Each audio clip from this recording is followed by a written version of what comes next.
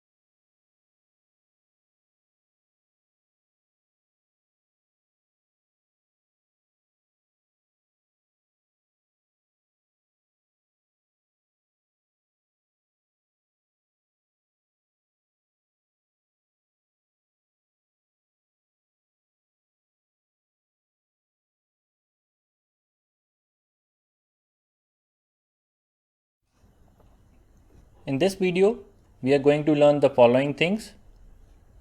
To get started with Excel, basic terminologies such as workbook, worksheet, rows, columns, and cells.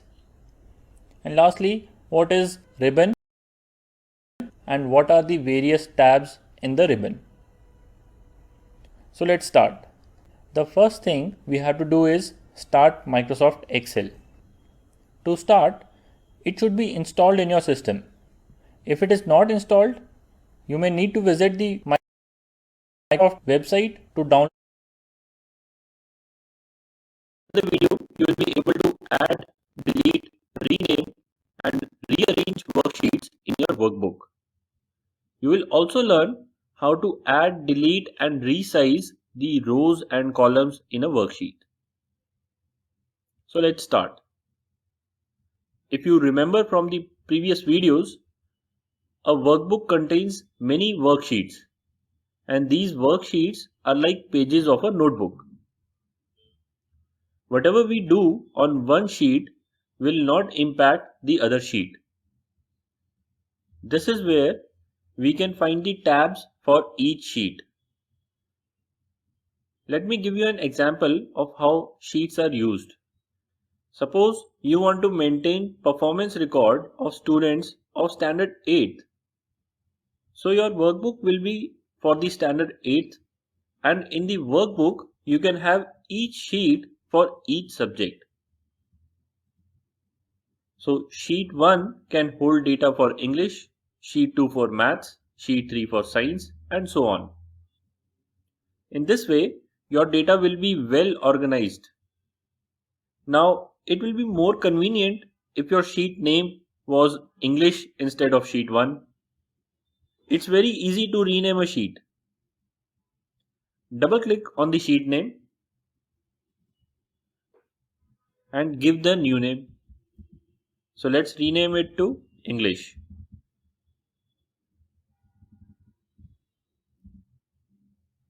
Similarly, let's rename sheet 2 to maths and sheet 3 to science.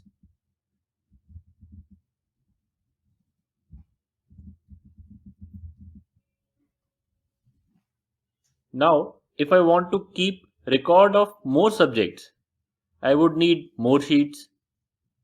Adding a sheet is pretty intuitive. Just press this plus icon and a new sheet will be added. Let's rename this sheet as Arts. If you have accidentally added too many sheets, or if any of your sheet contains only junk data, you can delete that sheet by right clicking on the sheet name and selecting the delete option. But just be cautious. When you delete a sheet, it cannot be recovered. So just be extra sure before you delete any sheet. Now, if you want to rearrange these sheets, say you want maths to be the first sheet and English to be the second one. How to move this math sheet to the first position? Again, this is also simple. Just drag and drop this sheet to the location that you want it to be. So let's click on math sheet, hold the click, move it to the position we want and leave the click. That's it. This is how we manage worksheets in a workbook. Now let's see how to handle rows and columns within a worksheet. Let's enter some data in this sheet. We'll have two columns, name and marks.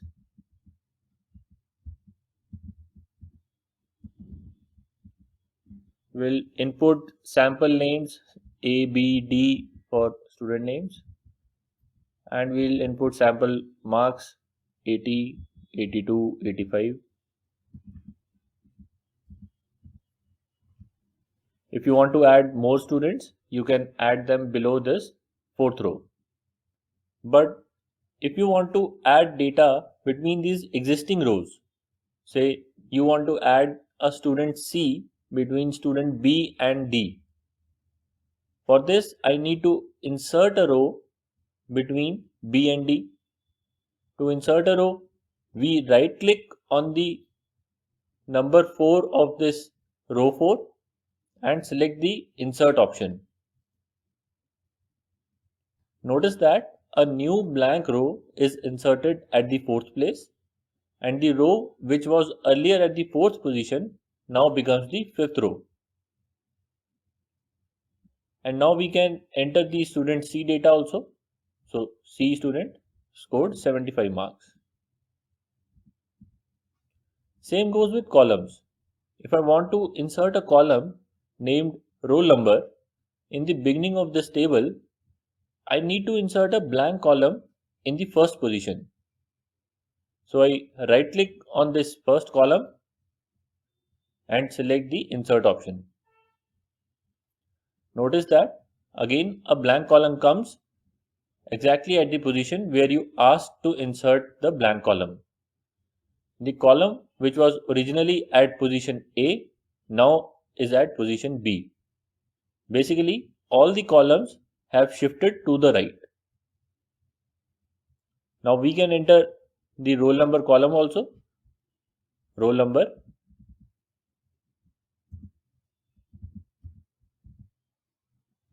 and below it we will enter values 1, 2, 3, 4.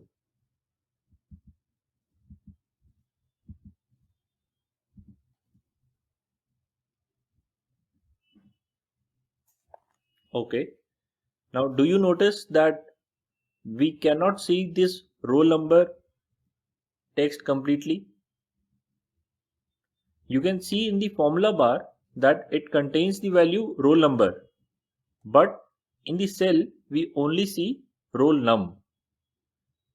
This is because the cell has limited width, and in this width it cannot fit the entire text. So we need to increase the width of this column. To do this, go to the right edge of this column A. When you hover your mouse over this border, you see that the mouse icon changes. Now click and hold the mouse. You will see a thin line highlighting the column border. Now if you move your mouse, you will see this line moving. Leave the click when you think that the width is appropriate. There we have it. We can see the complete roll number text now. However, when we do it manually, we sometimes give extra space or less space at the end. Excel can help us here. If you go again to the right border of this column and hover your mouse over it, you can see the mouse changing. In this position, we can double click on this border. Excel will automatically set the column width to the width required to display the complete text in all the cells of that column.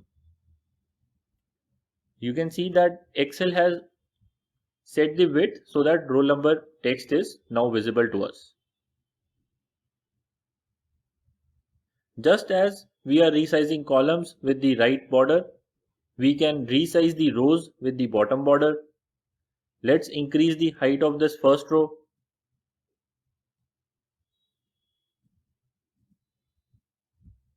Now let's double click on the bottom border of row 1 to set it to the optimum row height.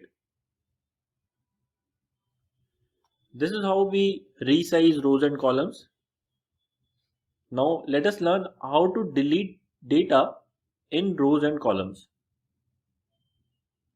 Now deleting junk data in rows and columns is also very simple.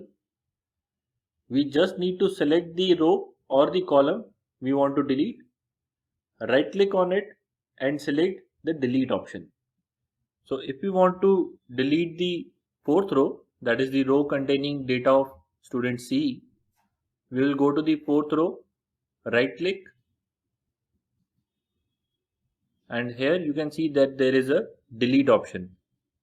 Below the delete option, there is also a clear contents option. There is a slight difference between clearing content from a row or deleting the entire row. When we delete the entire row, that row is removed from the worksheet and the row below takes its position. But when we clear the contents, the row stays in the worksheet, only the data in that row is cleared. So let's first clear the contents of this row and see what happens. You can see that whatever was there in that row is just cleared. It is just removed, but the row stays. But if we delete this row by again going and right clicking and clicking on delete, you can see that that entire row is removed from the worksheet. Similarly, we can delete columns. We will delete this roll number column, and there you see that we have deleted the roll number column. The next thing we are going to discuss is the option of zooming in and zooming out. You can zoom in on a particular part of a worksheet using this plus symbol at the bottom right corner of the screen. When you click this plus icon, a particular part of the worksheet will look bigger and will be more visible. When you have zoomed in, a lot of data will move out of the visible screen. To look at this data, you can use these scroll bars on the right and on the bottom. Similarly, if you want to zoom out, you can use this minus sign. This will make a larger part of the worksheet visible to you. You can also use this slide bar for zooming in and zooming out. So this is how we zoom in and zoom out from a particular part of a worksheet. Last thing we are going to cover in this lecture is the hiding and unhiding functionality. Often we keep extra data in rows and columns or even worksheets. This data may not be useless. The data may have been used for calculations and we may not want to show these calculations, or the data may not be relevant to the person to whom we are showing our worksheet. For example, we may have an additional column of marks here containing midterm marks. Let's enter this sample data quickly. We will insert a column before this column B, and this will contain midterm marks.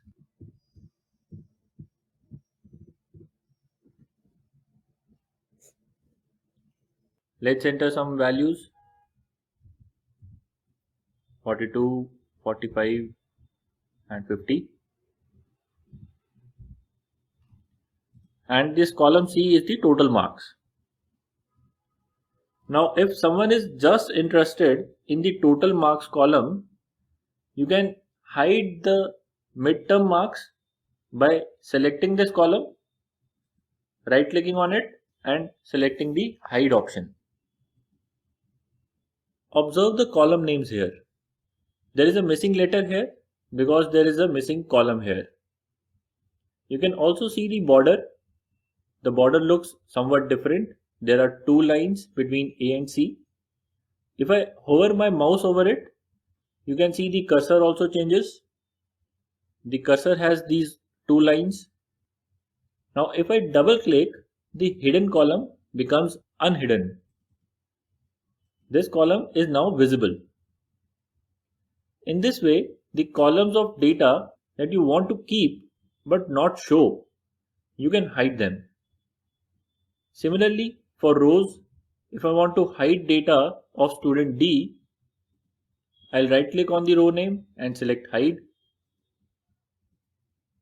Again, if I hover my mouse on the border, you can see this is one type of cursor. If I move slightly down, this is the other type of cursor. The first type of cursor will be used to resize the row, that is to adjust the height of the row. This is what we saw earlier also. We can adjust the height of the row by clicking and dragging this border.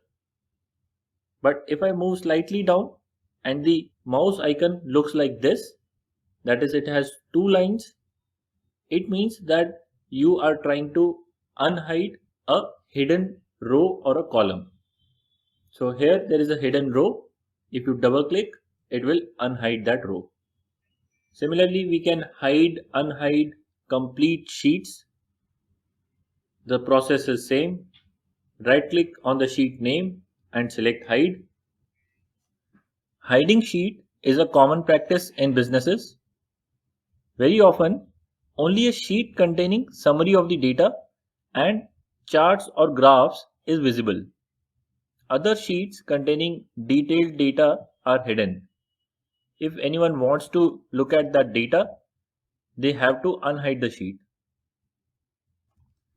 To unhide the sheet, they have to right click in this bottom tab area and select the unhide option. Here you will see all the hidden sheets. Select the sheet you want to unhide and click on OK. There is another way we can unhide rows, columns and sheets. This is by going in the Home tab, which is usually the selected tab by default, and clicking on this Format button. Here, under the Hide Unhide option, you will see rows, columns and sheet options. Let's hide and unhide a sheet to see how this works. So when I click Hide Sheet, the selected sheet, which was named Arts, is now hidden. Now if I want to unhide the sheet, I will go to Format, Hide Unhide, Unhide Sheets. Now select the sheet you want to unhide, click on OK. This sheet is back. With this, we have covered a lot in this video lecture. We learned how to handle worksheets, and after that we covered how to handle rows and columns within a worksheet. Press down key, active cell now becomes C2. If I press right key, D2 becomes the active cell. And what is the meaning of being active? If a cell is active, whatever you will type on your keyboard will be entered in that active cell only. So I want to write columns in cell B2. I click on cell B2 or use the arrow keys to navigate to cell B2 and then start typing columns.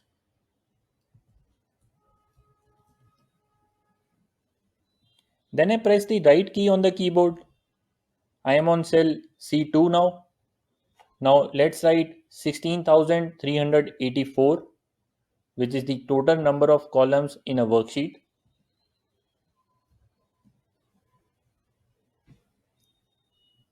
Similarly, let's enter rows in B3 cell.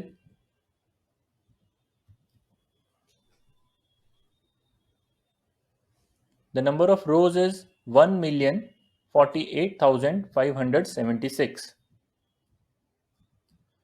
If you remember in the last video, I asked if you know the number of rows and number of columns, can you find out the number of cells in this sheet? Let us find out the number of cells by writing cells in this cell and writing the formula for calculating cells. The formula will be simply the product of numbers in cell C2 and cell C3. That is, if we multiply the number of columns with number of rows, we get the number of cells. To enter a formula, we start with equal to symbol. Then we click on the cell which contains the first value. Then we put the multiplication symbol, which is a star, and then we select the second cell. When I click enter, this is the number that I get. This is the number of cells in a worksheet. All these mathematical symbols, such as the multiplication symbol that we used here, and other mathematical formulas will be discussed in depth in the coming videos. Here I have just used the multiplication symbol as an example for you. Now you can see that this cell has the value of the number of cells, but you can also see the formula that you entered in this bar. This bar is called the formula bar. The formula bar shows the content of the active cell. Active cell can have both data or a formula in it. If it has data, the data will be shown in the formula bar. If it has a formula, the answer of the formula will be shown in the cell. However, the actual formula will be shown in the formula bar. On the left of this formula bar is the name box. Name box tells us the name of the active cell.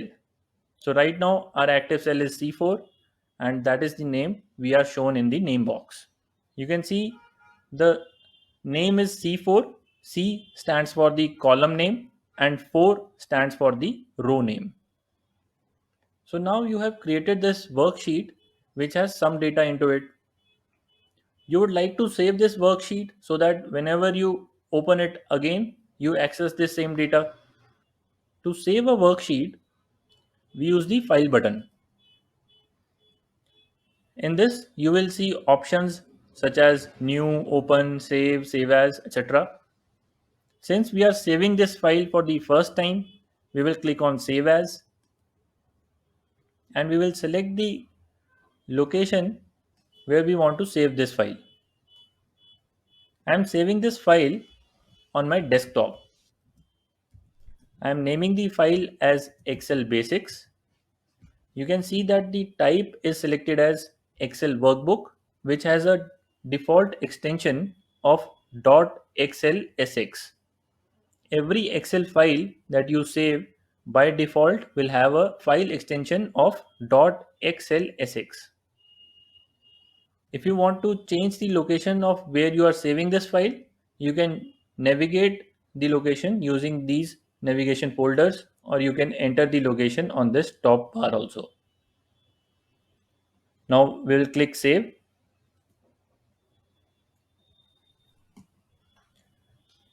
You can see that the name of my workbook is changed to excelbasic.xlsx.